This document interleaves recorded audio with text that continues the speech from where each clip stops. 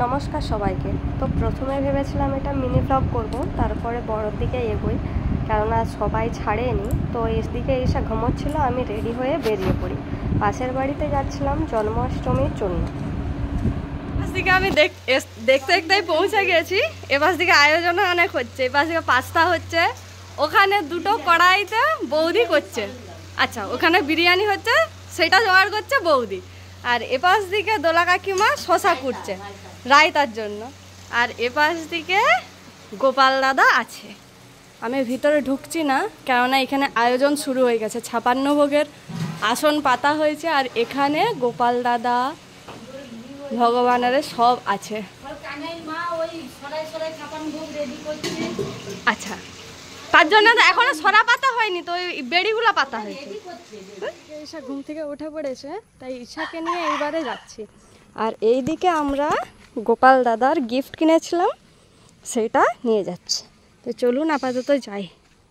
জয় কৃষ্ণ বলরাম কৃষ্ণ বলরাম জয় বৃন্দাবনরাম জয় কৃষ্ণ বলরাম জয় কৃষ্ণ বলরাম কৃষ্ণ বলরাম জয় বৃন্দাবনরাম জয় নিত্যানন্দ রাম জয় নিত্যানন্দ রাম নিত্যানন্দ রাম জয় একাচক্র রাম জয় নিত্যানন্দ রাম জয় নিত্যানন্দ রাম এপাশ দিকে 56 ভোগ, আর এই ভগবান আমাদের। বসে নন করো, বসে নন করে লো, নন নন নন ঠাকুর নন করো।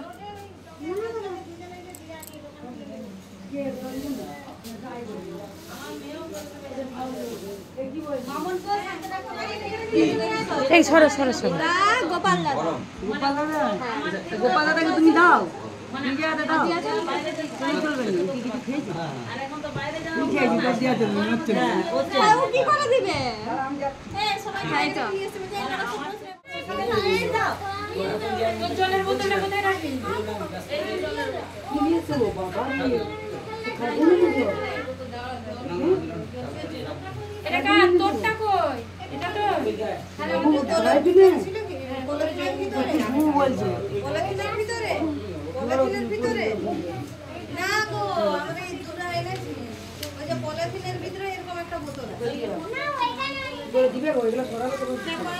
তার জন্যই তো বলছি তুমি পরি দাও।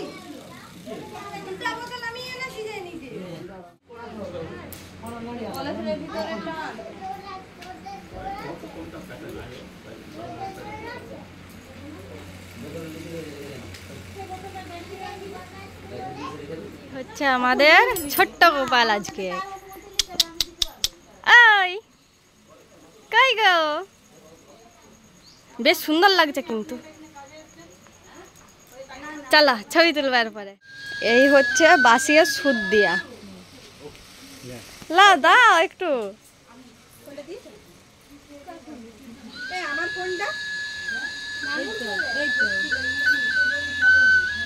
বাহ, দারুন।